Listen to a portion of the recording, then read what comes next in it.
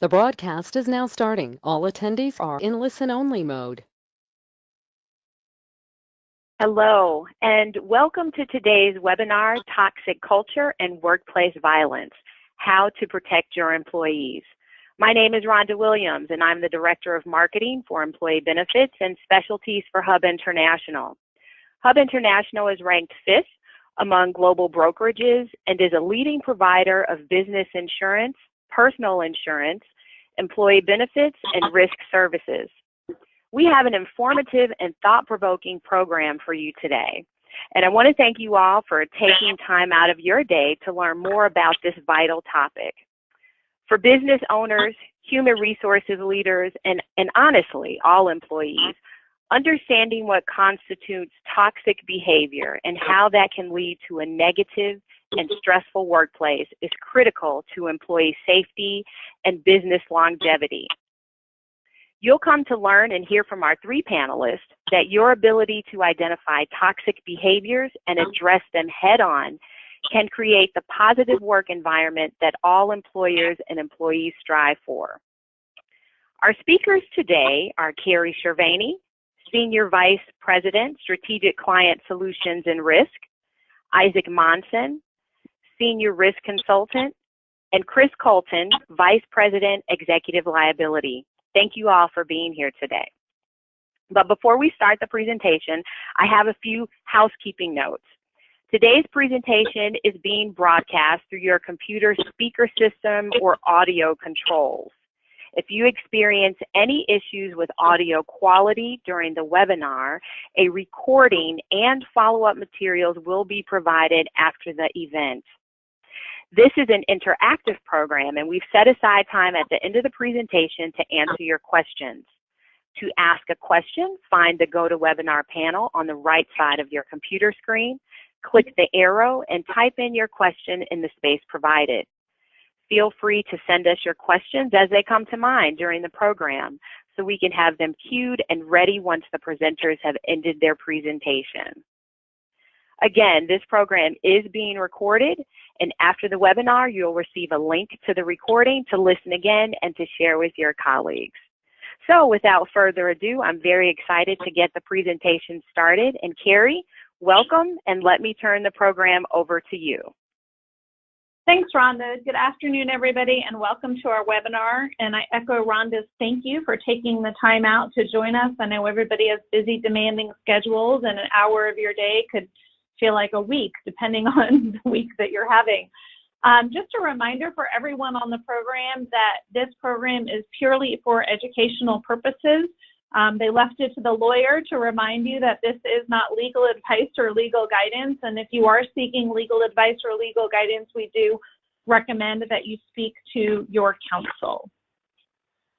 So we have a lot to cover today. I'm going to jump right in and do a quick review of what's coming and what's yet to come throughout our program to give you a preview. We're going to start with workplace culture and environments, move into the legal landscape, then really address what I think is the heart of the program, which is workplace violence prevention and intervention, where we'll talk about planning and response measures and programs.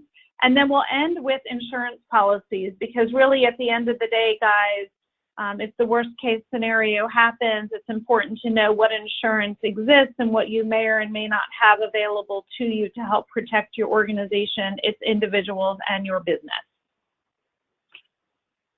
All right, so we are going to start with a polling question. We are very sincerely interested in knowing and understanding what's important to you and what you're concerned about and why you're attending today. So which of the following worker-on-worker issues are you concerned about in your workforce? And you can click any or all of these boxes. Are you interested and concerned about bullying, harassment, stalking, threats of physical violence, or actual physical violence? And while we let you guys take a couple of minutes to answer that question, I just want to share with you guys a little quick story. This program is both personally and professionally really important to me, and I'll share with you that I myself was the subject of workplace bullying. It happened later in my career after I had significant experience both as an HR professional and as an employment law defense attorney defending clients in workplace litigation.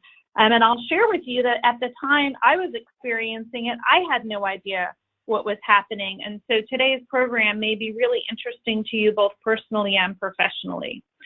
So our results are in, and it looks like bullying and harassment are the top of the list, and we are certainly covering those today. And for those of you who are interested in hearing more about physical violence and actual violence, or threats of physical violence and actual violence, we are covering those topics as well. Stalking is not top on my list today. I try not to do that, and kidding. And that's just not a top concern for folks today. So let's just jump right in and start with the threshold considerations, which is workplace culture and environment. So guys, in today's environment, in today's culture, we have so much coming at us. I don't know about you. I'm a huge Kenny Chesney fan, and he's got a song out called Noise, and he actually played it in concert this year, and it was just so appropriate for this program. There's just so much noise coming at us and so much information coming at us. And as employers, coworkers, and colleagues, we really cannot imagine the stressors faced by the folks that we go to work with every day. It's important to know that 1 in 5 Americans experience mental illness in any given year. 43.8 million adults experience mental illness. That's according to the National Alliance on Mental Illness. 2.4 million Americans deal with schizophrenia, and 2.6 million Americans deal with bipolar disorder. And so mental illness and mental health challenges are important for us to know and understand, because the person sitting next to us or 2 doors down from us may really be dealing with those kinds of issues. Why does that matter in the working environment? Because oftentimes, folks, stressors may manifest themselves in the working environment, and we may find ourselves working in a toxic workplace. And so on our next slide, we talk about some of the indicators of a toxic workplace.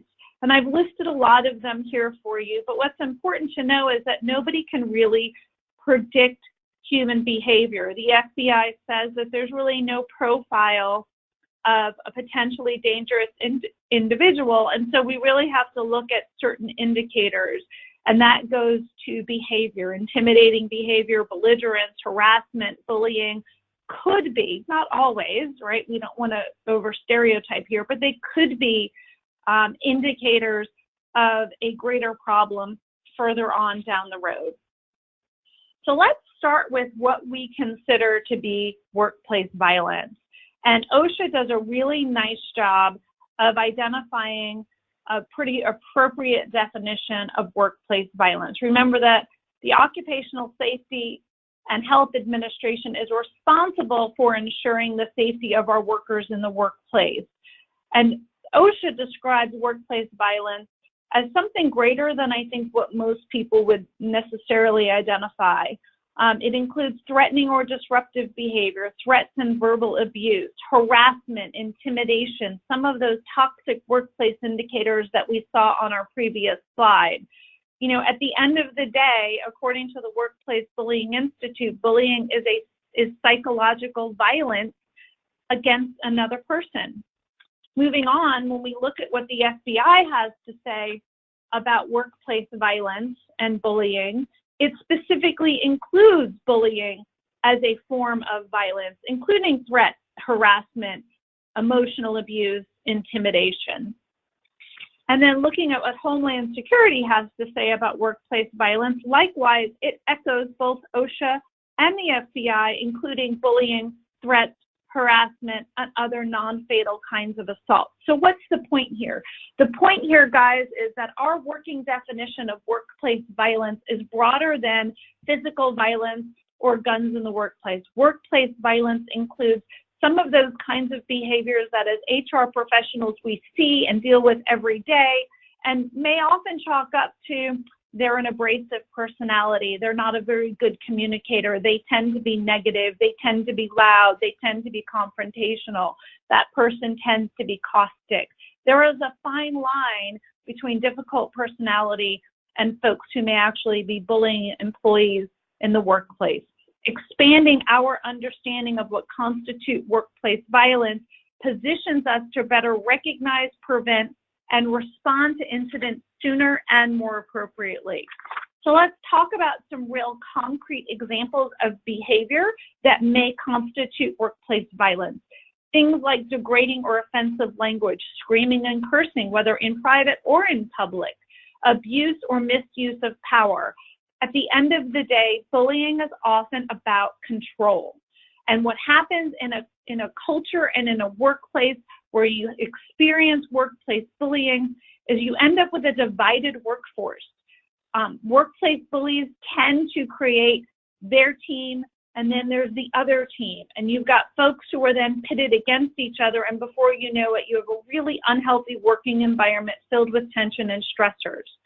So how often does this happen? What is the scope of these kinds of behaviors and this kind of environment? Well, the data is really interesting. And even though I've been in this world for 20 years, I started when I was very young. I was a child prodigy at 10. I found the data to be really interesting. So according to Workplace Bullying Institute and a New York Times study, about 25% of employed Americans, or 30 million plus people, have reported bullying at work. And reported is an interesting component of this statistic that we're going to address later. 70% of female executives feel as though they've been bullied, but interestingly, 40% of the bullies in the workplace tend to be women. Men are equal opportunity, meaning that they will bully men and women generally pretty equally. On another poll, a YouGov poll, about a third of the workers reported being bullied. So you can safely say that somewhere between 25 and 30% of employees have reported bullying in the workplace. Again, reported is important, and we're going to talk about that. From a gender difference perspective, women are more likely to be victims of bullying than men. And with respect to age, the highest prevalence of workplace bullying is really among 40 to 59-year-olds, which I thought was a little interesting as well. On this slide, one of the interesting components I want to share with you is that 72% of bullies are bosses. So if we go back to my point earlier that bullying is often about power and control, they kind of go hand in hand. The other point that I think this slide really drives home, based on the Workplace Bullying Institute 2017 survey, so not that long ago, women generally are the target of workplace bullying, whether it's at the hands of men or hands of women.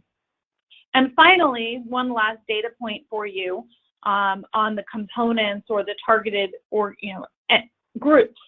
For bullying, there is some racial differentiation in bullying as well. So in a sample survey of 1,008 individuals by the Workplace Bullying Institute, 25% reported being bullied that were members of the Hispanic protected class. African Americans reported at 21%, and you can see the rest on here. So I think we have a good understanding of the scope of bullying. Now we want to turn to the occurrence of other forms of workplace violence, and Isaac is going to dig into that for us. Thanks so much, Carrie. So as we move from the conversation about toxic workplace environments and behaviors that constitute a toxic work environment, it's a natural transition into types of workplace violence. And OSHA nicely defines workplace violence typologies for us. And the way this is defined is between the relationship with the aggressor and the victim of the violence. And so for the sake of today's conversation, we're going to focus more heavily on type 3 violence, which is worker versus worker type violence, but it is important to touch on the others. And type 1 they define as violence with criminal intent. And in this situation, it's typically going to look like theft or robbery, some type of violence where the motive or intention is to steal something of value. The second type, customer versus client, is more prevalent in working environments like healthcare or social services or education. This is where somebody that you're providing services or products to perpetrates violence. Type 4, personal relationship, is more of a situation where a personal relationship that exists outside of the workplace presents itself in the workplace. And then type 5, ideological violence, is actually a form of violence that gets a lot of news coverage, a lot of social media shares. There's a lot of conversation around it because these are the high profile types of events that are often driven by extremism, by political or social or religious influenced opinions. And some recent examples in the news of ideological violence that you're probably familiar with fall into some of these categories. And you can see across the board, a lot of these types of violent acts are happening in houses of worship or places with highly symbolic representations or public events like the Boston Marathon event. Commonly, these types of events get a lot of press coverage. They're certainly horrific types of events, but these are the low likelihood types of events. And so we want to talk about those in context and understand that as business owners, as human resources professionals, these aren't necessarily the types of events that we should be putting a lot of our time, effort, and resources toward.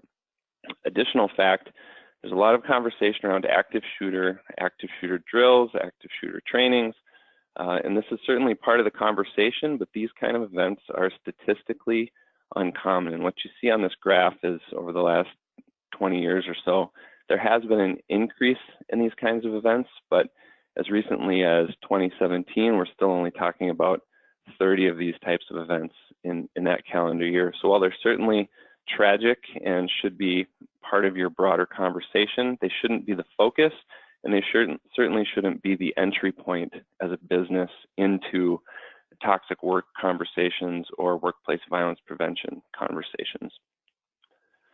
Additionally, this is a slide that kind of catches a lot of people by surprise.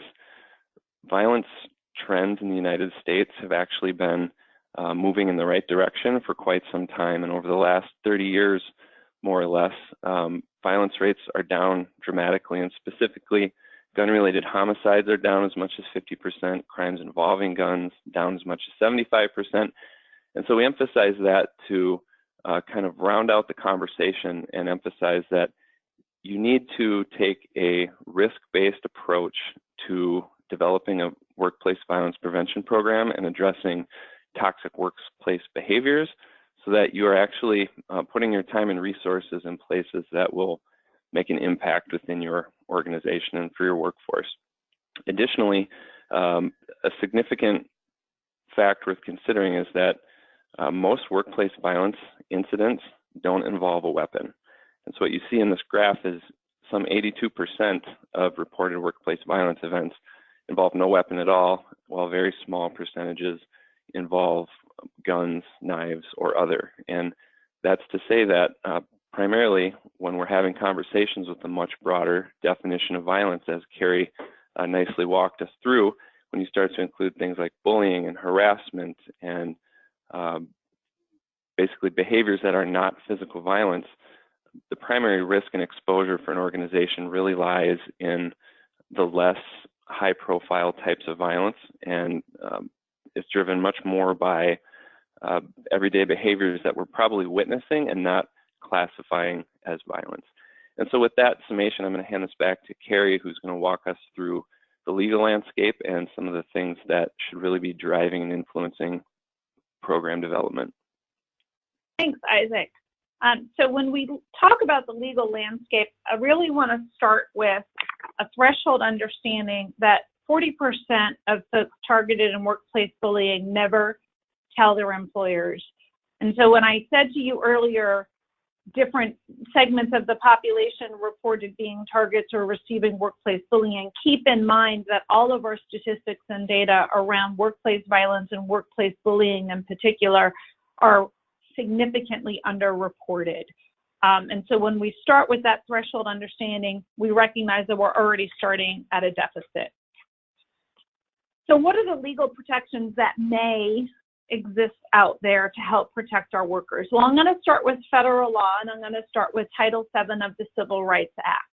And Title VII of the Civil Rights Act prohibits discrimination, harassment, and retaliation on the basis of a protected class. And guys, that last phrase is super, super important.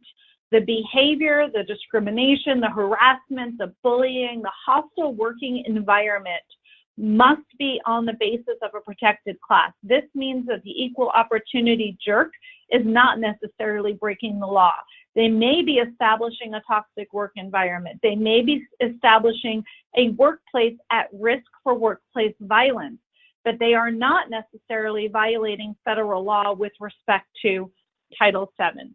So what exactly is harassment? So let's define that and get into that in a little bit more detail. And here I've given you specifically the definition of sexual harassment because, as we saw earlier, we see more differentiation in gender and bullying and harassment than we do in most other protected classes, although all of it is important and all of it is serious. Sexual harassment comes in two forms: quid pro quo, this for that. I'll give you a bonus if you go on a date with me, etc. The more common and difficult form of sexual harassment to deal with in the workplace is hostile working environment. And a hostile working environment must be severe or pervasive, meaning the behavior on its own is so severe that all by itself it breaks the law, or the pattern and practice of the behavior is so pervasive that it actually interferes with the employee's ability to function and perform their job function. However, either or both of those occurrences must be on the basis of a protected class. So if you have an employee being subjected to workplace bullying and he or she can't demonstrate that the bullying is severe or pervasive and on the basis of a protected class, then you don't necessarily have the protection or the availability of Title VII or a risk of a Title VII lawsuit. Here's the other challenge around Title VII with respect to protection to workers. We had in our workforce last year about 153 million workers. When you look at the EEOC statistics for sexual harassment charges of discrimination, only 0.05% of the entire workforce of 2018 filed charges of discrimination. So this either means that sexual harassment in the workplace is down, and with Me Too and Time's Up being at the forefront of everyone's mind, I don't think that's the case. Or you go back to the statistics that 40% of targets do not report to begin with. So the effectiveness of Title VII to provide protection to workers is really limited in those regards. So the next law that we can look at is the OSHA General Duty Clause. And a lot of companies, especially white-collar companies, don't know or understand that OSHA applies to them just like it applies to manufacturing or construction or healthcare. There are some specific regs for those industries, of course, but there is this OSHA General Duty Clause that applies to all employers regardless of industry, and it requires that employers provide employees a workplace free from recognized hazards that can cause death or serious physical harm to employees. So the OSHA General Duty Clause could potentially respond in a workplace violence or workplace bullying circumstance, but the standard is very high. You can see the language is very high: serious physical harm to employees. That's pretty significant.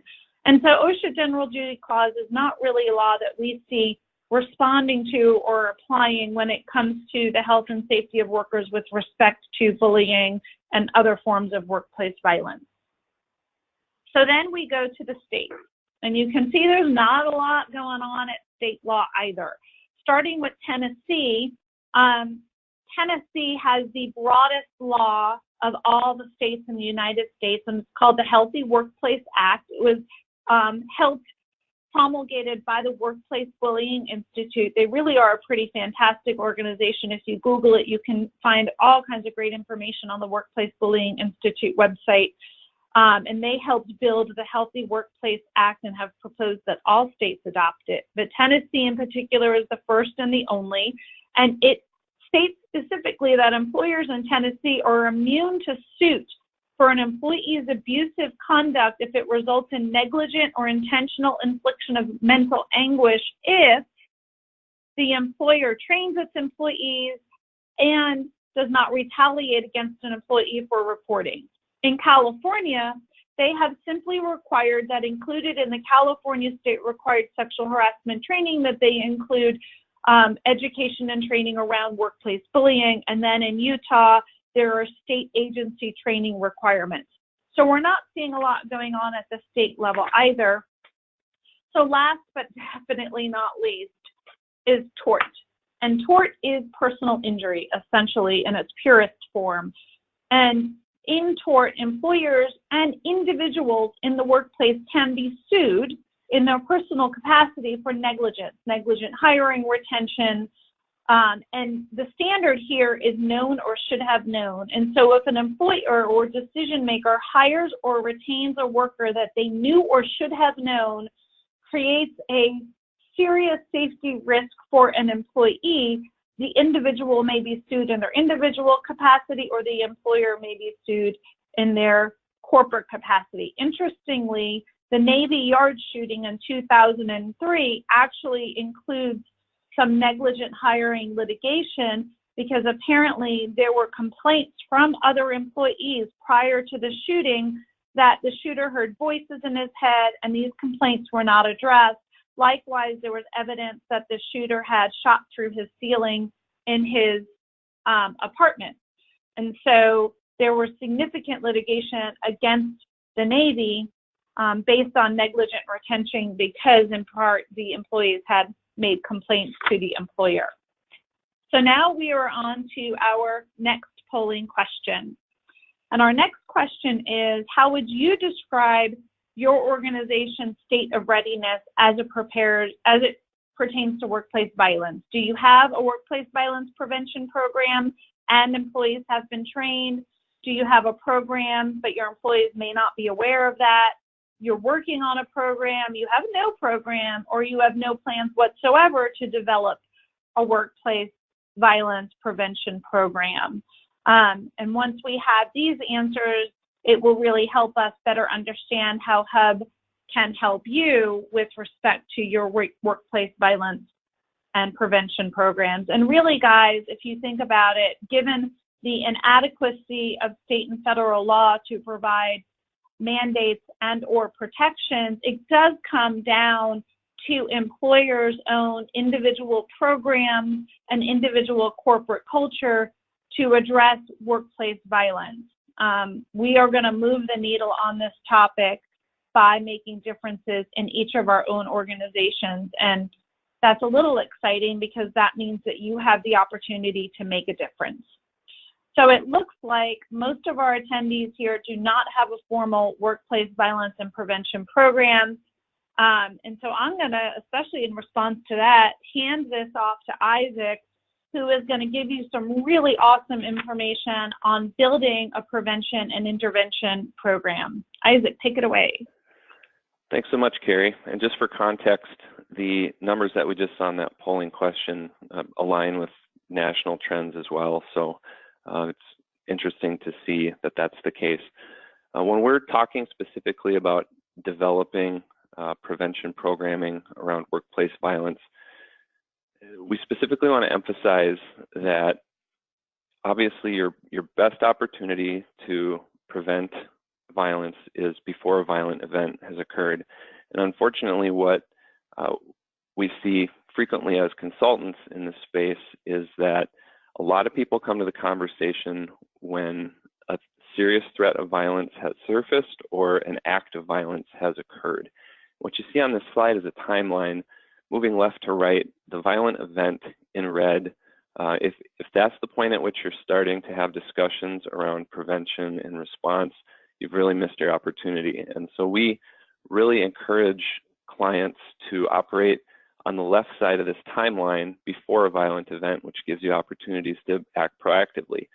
So that's awareness training and policies and prevention and intervention programs and threat management teams. And these are all opportunities to work in a much more productive and proactive way, as opposed to finding yourself in crisis, having to respond, having to react, and then recover. Because more often than not, when you've started there, you end up starting at the beginning of the timeline anyway. Now that we've had an event, we've responded to it, we've managed it, we now see the value of having a prevention program in place.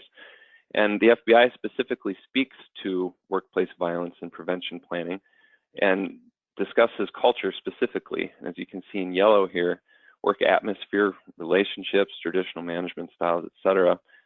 Any kind of elements in a workplace culture that foster toxic behaviors or tolerates bullying or intimidation can specifically make things more complicated and make it much more difficult to manage and prevent actual acts of violence. And so as we try and exist on that proactive side of the timeline, there are a lot of good tools and resources that exist to help organizations build prevention programs. And one specifically that I want to highlight is from SIS International and SHRM, and I'm sure many of you are familiar with this document already, but this is a national standard that was published around workplace violence prevention and intervention and focuses on how to best develop a program. And you can see, like any program you're going to bring to a workplace, if you're starting from scratch, it's going to be a phased approach, and you're really going to have to start with a needs assessment and a multidisciplinary team to help move that forward. So as we move through step one, we want to have conversations about establishing that team and engaging and educating top management and key stakeholders. And in this list, you can see obviously everyone has skin in the game in this conversation. It's not a single function ownership. It's not security's responsibility. It's not exclusively a human resources conversation. A team that's going to develop a program that is going to succeed needs to be multifunctional. And so what you see in that list is a sampling, and you might have more people you're going to bring to this conversation or this team, or you might have a single employee who has multiple responsibilities. So security and HR and safety might all fall on one person if you're a small organization. So establishing that multidisciplinary team is a critical first step so you can move an initiative forward. A second step in developing a program is possibly the most critical, and this is the needs assessment portion. And I say this because, as we talked about earlier, the risk commensurate program that's tailored for your organization is going to be the most effective. A simple template from the internet or a single paragraph policy saying we don't tolerate violence really doesn't move the needle in the big picture. And so assessing your own organization's vulnerability to the types of violence that we talked about and understanding that type 3 worker on worker violence and what kind of culture you have is critical so that you can evaluate your current prevention intervention steps. When we talk specifically about assessing your culture and that type 3 violence risk, as Carrie discussed, workplace violence risk factors for type 3 often are very behavioral in nature. And additionally, poor hiring or termination practices can contribute to increased risk within that type 3 violence. Untrained management, and when I say untrained, I don't mean around violence, I mean around managing people. Lack of performance management systems or toxic cultures are all things that can put you at greater risk for that type 3 violence. Some tools for assessing culture. Obviously, if you're using perception surveys or workplace culture assessment tools on the HR side, they are great ways of identifying if and when you have a toxic culture that needs additional attention. And again, that can work to prevent risk of violence. Additionally, a third and important step is program implementation. Obviously, developing a program and implementing it are two different initiatives. And you would need a team to do this and help move it through your organization. This would look very similar to any other new initiative that you've brought to your team. So if you have other vehicles or learning management systems that you use to take new information and new program materials to your workforce, it would look very similar to things that you've likely already done in the HR space. The fourth step in developing a workplace violence program is threat response and incident management. And as we talk about step 4, it's critically important to understand that this is really where the rubber meets the road. This is the actionable portion of having a prevention program in place. And you can do all of the other steps and have a very dense document on your desk. But if you build this program and you educate and train your workforce, you're going to start to get reports of threats of violence, potentially actual violence, and bullying, harassment, the like. So when you've trained and given this vocabulary to the workforce, you need to anticipate that you're going to start to get reports. And so having a threat management team in place is a critical part. Having a process for assessing a threat of violence is critical. And additionally, having protocols for how you manage a threat when it's been brought to your attention is critical. And so for the sake of example, we want to talk about assessing and managing threats in 2 very different contexts. And if you're in the HR space, you likely recognize these and may have actually already managed or experienced some of these things. But for example's sake, the photo on the left is what would be classified as a low concern threat. And so for example's sake, let's say this employee has made a statement to a colleague saying that my manager is really rude to me, I could just kill him sometimes. And that colleague is concerned because he heard the word kill, which is a reference to violence, and that gets reported. Aside from that single statement, this is an exemplary employee, no disciplinary history, no performance issues, and no known history of violence or aggression in the workplace. So when the HR team member goes and speaks to this person and says, hey, it was reported that you made this statement about killing somebody, the employee apologizes, shows remorse, says it was a bad choice of words, I was frustrated with a difficult manager. That would more likely than not be classified as a low concern type of threat. And so an organization managing that kind of threat under a workplace violence prevention program likely is going to do things like disciplinary action for the statement, possible mediation between the employee and the manager, possibly communication, training for the manager if that person is in fact being rude to the people that they manage. And so that's a low concern threat, but it's been reported, it's come through your process, and you've addressed it and you've managed it. An example of a high concern threat that's going to require significantly more resources, but should also be accounted for in a program, is the example to the right. And so this is a situation where you've terminated an employee. The termination was for physical violence. They've shoved a colleague and made threats. And when you get that kind of information, or you're aware of that kind of a threat or capability to act violently, you're dealing with a different situation. So post-termination, let's say this person is also making derogatory and threatening statements on social media. They've appeared in your parking lot even though they've been told to stay off property. They're known to own weapons. They are known to have a history of physical violence outside of the workplace. Let's say this person brags about fights that they've been in. These are all things that you would take into consideration within this process and allocate a lot more resources on the physical security side and the essentially monitoring side of this threat, because it's very different in nature from the low concern example that we discussed. And so once you've got this program in place, it's critically important that you have some infrastructure to support threats that come in that you're made aware of. And it's what's really going to give a program teeth and give you some agility in a situation that can often be very confusing and very stressful as it arises, especially if you don't have a plan in place or protocols to manage those kinds of situations. So some additional best practices: workplace violence prevention training for your managers. Like most things, you would want this type of training to be tiered in nature. So managers are often the first line of defense in threats of violence. They're also often the targets of threats of violence because of the nature of performance reviews or corrective actions. They often are aware of these things when others aren't. And so you want those managers to be equipped to have a general understanding of how to respond and how to bring it through the proper reporting channels so that your program can address it and your threat management team can address it, and you can really help to de-escalate those kind of situations. Additionally, communication and de-escalation skills are critical. You can train this across an entire organization, and specifically if you are in a toxic work environment, a communication and de-escalation training event can have great impact. And this is really just about understanding that words have power, that a lot of communication is nonverbal. So you might be saying all the right things verbally, but your body language is communicating something very different.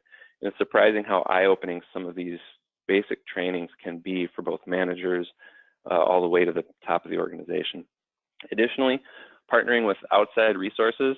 If you have a significant threat of violence or even minor threats or high-risk terminations and you need support in those situations, that should not be the first time you're reaching out to local law enforcement. It's much more effective if they're aware of your operation, your facility, entrance and exit points, if they are aware in advance that you have concerns about an employee that's potentially going to be terminated.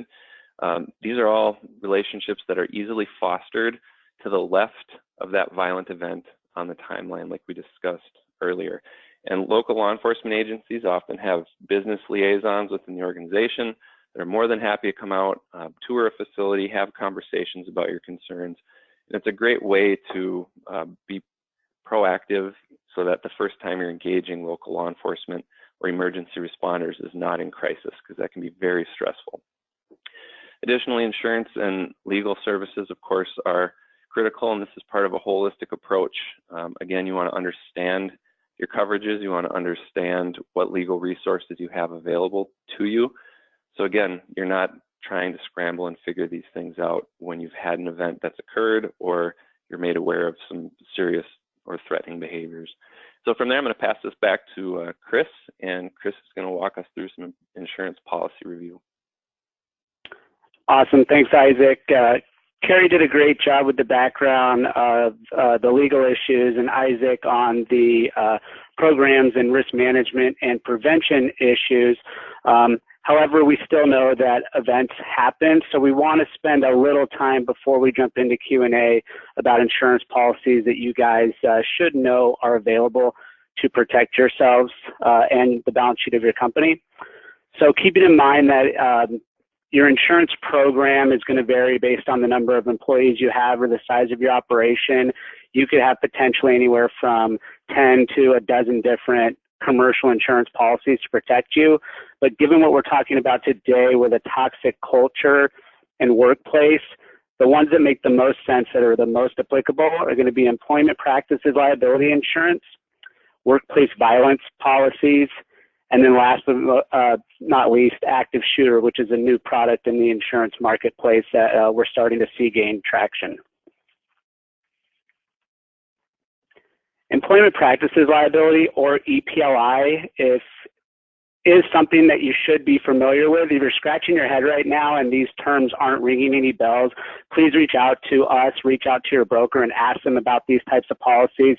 This is coverage for your company in the event of allegations of harassment, wrongful termination, discrimination. If you find yourself dealing with a toxic workplace or a toxic culture, you're going to have higher turnover than companies that don't deal with these types of characteristics.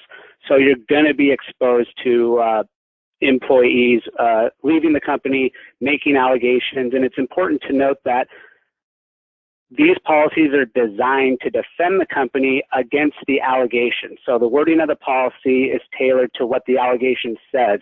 Nowhere in the insurance policy does it say that the allegation has to be true. So if it's false, if it's a false allegation, if it's erroneous, it's not going to get thrown out by the insurance policy. And what we see from our data when it comes to employment practice liability claims is if the claim from, let's say it's an employee alleging wrongful termination based on discrimination, if it's a false allegation or a meritless allegation, chances are to get that to a point of settlement with your legal team, your outside legal team, is going to run about $75,000 to $100,000. So these are not small penny items. If there's some teeth to the claim or there's some validity to the allegations, maybe you have a bad apple in your employment that is causing this in management per se, it's going to run anywhere from $300,000 up to $500,000 to litigate and get this dismissed or reach a settlement. So these are large monetary items we're talking about here. Want to spend a minute on workplace violence. Workplace violence insurance can be procured on a standalone basis. It used to be on a standalone basis much more than today, because nowadays we see a lot of insurance carriers that offer employment practices liability include workplace violence in their policies. So unlike the EPLI policy, which is allegations of discrimination, workplace violence is going to be immediate expenses available to a company when actual violence or the threat of violence occurs on their premises. So things like providing grief counseling to employees, bringing in a security guard for a certain period of time to make employees feel safe, that's going to be available to you from a workplace violence policy. So if you're not sure if you have a workplace violence policy, it'd be a good idea to ask your broker if your EPL policy covers that. The last insurance policy we want to talk about is this new product that I mentioned earlier. It's an active shooter policy, and what we have found with these active shooter events that are taking place and making headlines is that the traditional insurance program never fully contemplated these kinds of events. So you may have a property policy, you may have a general liability policy, or a workers' compensation policy that may be triggered by an active shooter event if it happens on your premise. However, there's bits and pieces of coverage. Sometimes they're subject to a deductible or a waiting period. Sometimes the limit is not very high that's available to you, let's say under a workers' compensation policy. What you can recoup out of that policy is going to be tied to a worker's wages. So the industry, the insurance industry, has come out with an active shooter policy that fills a lot of these gaps, and we're starting to see a bit of traction here. More companies are asking what it covers. So it's not, like I said, since it's a new policy, I would recommend that you reach out to your broker and get a better understanding of the coverage there, and maybe even ask them for a quote.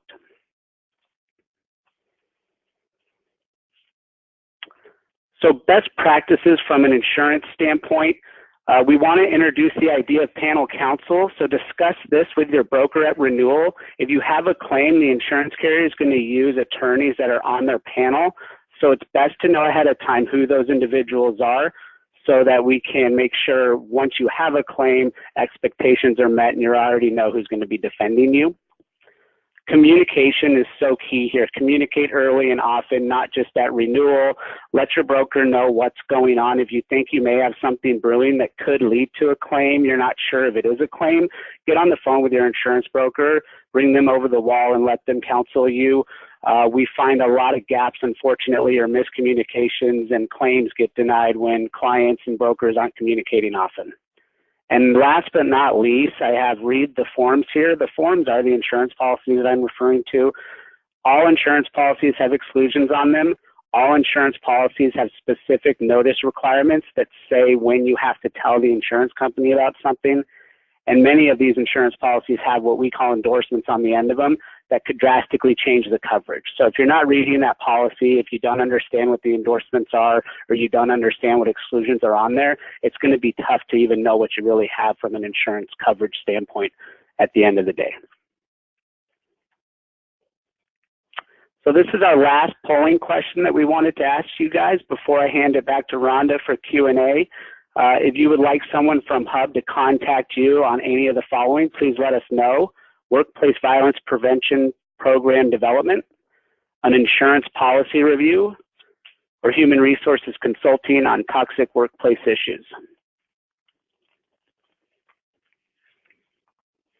And we'll give you guys just a second to complete that, and then I'm going to hand it back to Rhonda, who's going to go through some of the Q&A that we have.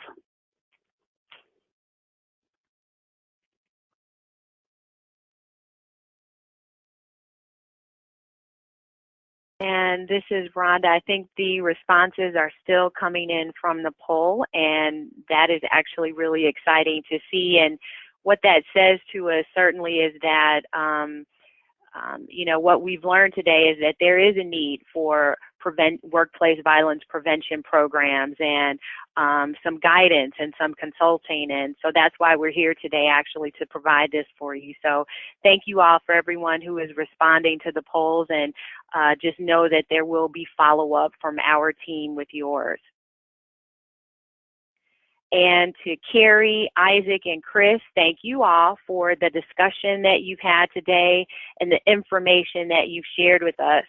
And I'll just say from my own perspective, what certainly stood out to me is the stat that highlights that 40% of employees never report an incident to their employer. And that's really significant, that there is so much conversation and intervention that is not happening.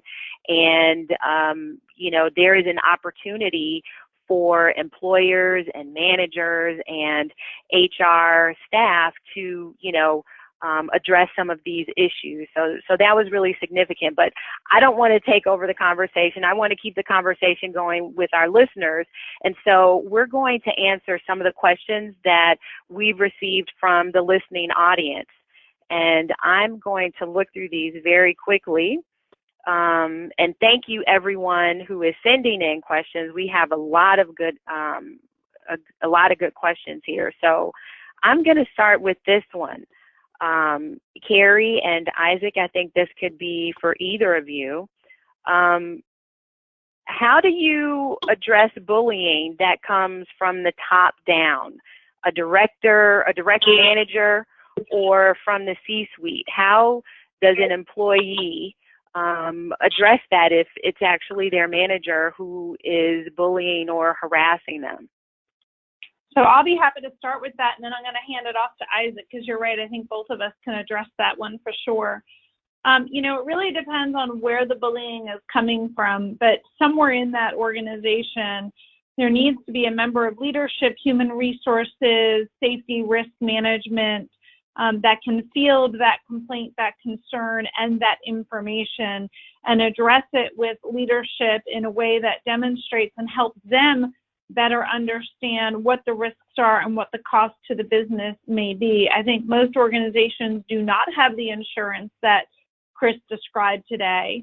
And I think we saw from our poll that most organizations don't have workplace violence prevention programs in place. And so there has to be an education and a change in paradigm and a change in mindset from leadership down.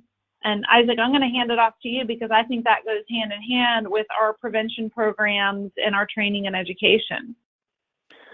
Sure, and so those are all great points. And the very first step when we engage with somebody around developing a program is a leadership level training and awareness, so you can get your core group of stakeholders on the same page about the topic, and make sure that they understand the scope, they understand that this includes bullying, that this includes harassment, and all the things Carrie described, because from that point you can go forward in developing a program that's addressing your organization and tailored to your organization. So getting that initial buy-in with that awareness level training to make sure everyone knows we're not just talking about active shooter, we're not just talking about gun violence, we're not just talking about terrorism, we're talking about the minutia, the workplace culture, and that bullying from top down really sets the tone for the people being managed, and that will trickle down through your workforce, and it puts you at much greater risk. And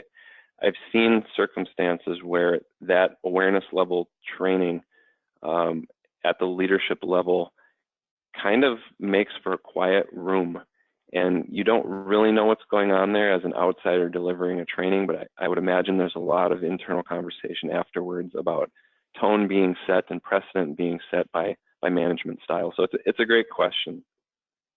And I'll tell you, I'll just add a little bit to that. One of the things that helps sort of add power to the conversation is that individual liability. And when you explain to leadership that their name can end up on a complaint, and that they're stroking the check for the lawyers to defend them in the litigation that names them personally, they start to listen a little bit differently. Those are very good points. Thank you, Isaac and Carrie. Here's another question that is similar but a little different, and It is, how do you address bullying through social media? And should you take social media threats or harassment seriously? I mean, who isn't on Facebook and Instagram these days, and how do you address that in the workplace? You know, back in the day, and I'm going to date myself a little bit here, I used to stand up in front of a room and talk about the office Christmas party and the cocktail party and the happy hour and, you know, what happens in a bar versus what happens in the workplace. And at least in those discussions, there were actual physical boundaries between being in the bar and being in the workplace. But today, those boundaries are gone.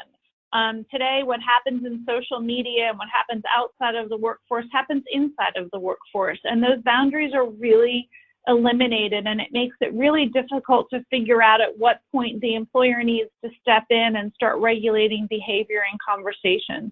It's a really difficult conversation. It has everything to do with the content. It has everything to do with the information that's being shared and communicated. But at the end of the day, the general rule of thumb, guys, is if the content, the behavior, the message is something that comes back into the workplace, interferes with the ability to perform your job, interferes with workplace relationships, or threatens individual health and safety in a way that could occur in the workforce just as easily and likely as it could outside of the workforce, then the employer needs to be involved. And if the employer, if you folks on the phone are questioning whether or not you should be involved, that's what consultants like Hub at Risk Services are available to help you with. That's what outside counsel is available to help you with. There's a ton of resources, thank God, available to help you navigate this really murky, difficult area of employer relationships, workplace relationships, and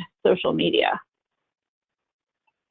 Thank you, Carrie. And we're coming to the top of the hour, and I have two questions that I want to wrap us up before we go. So everyone who's still on the line, thank you for being there. We have two more questions we want to get through.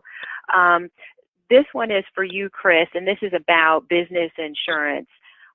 What are the most common gaps in insurance coverage when it comes to protecting my company from this kind of risk, and what do we need to watch out for? Yeah, good question. Thank you for that. So the world of executive liability that I live and breathe, it's not mandatory that a business have those policies in place. So it's like Carrie said, I think at one point during her portion, that not all companies have employment practices liability. Those are large gaps to have. We see so much activity from a claim standpoint through no fault of our companies, our client companies own, with large allegations, with large demand letters in the hundreds of thousands of dollars. So I would say making sure you know what coverages are available from an executive liability standpoint. And then lastly, the active shooter policy has really come around because of gaps in insurance coverage. So a general liability policy, for example, I think everyone understands why they have general liability. They have to have general liability. But if something happens and let's say you can't operate your business because of an event, a general liability policy is not going to be triggered unless there is some sort of demand made against you by a third party. An active shooter policy has what we call a goodwill component to it, where an event triggers the policy and you can immediately tap into it and start offering proceeds of the policy out to make people whole versus waiting for someone to bring a lawsuit against you over the event. So those I'd say would be the biggest gaps that we're seeing in my world. Okay, thank you, Chris. And here's our last question before we wrap up the Q&A section and close out for the day. And this is really interesting. This question came across because there's all of us in business, we work with vendors and we work with a lot of different people. So the question is about client harassment and client bullying, which, you know, I don't know, could be in a healthcare facility with patients, which could be with a vendor that you work with regularly. How do you address that? And if you could give, I guess, a 30-second response, Isaac or Carrie, to that one. So I'm going to jump in. From a Title VII standpoint, employers have an obligation under Title VII to provide a workplace free from discrimination and harassment, regardless of who the perpetrator may be. From an insurance standpoint, Chris, I'm going to answer real quick for you too, because we are at 3 o'clock. Your employment practices liability insurance may or may not have third-party coverage, so please follow Chris's very wise advice in getting with your broker agent to review whether or not you have the right insurance to respond to third-party harassment. Thank you, Carrie. Yeah, that was short and sweet. Isaac or Chris, did either of you want to jump in with that?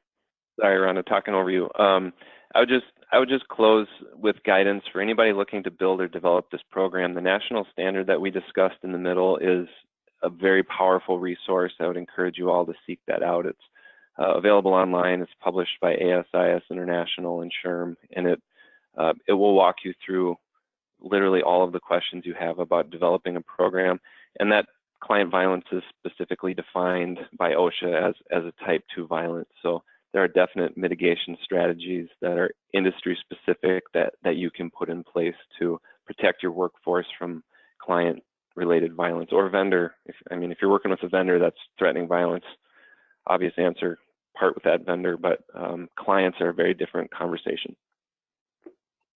Thank you, Isaac. And thank you, everyone. This ends our Q&A session, and we hope that you found this information valuable and that you're ready to talk with one of our hub advisors on how to implement an employee program and policy that helps you to create a positive work environment. Thank you again, everyone who attended, and to our panelists today. This ends our webinar, and you may now disconnect.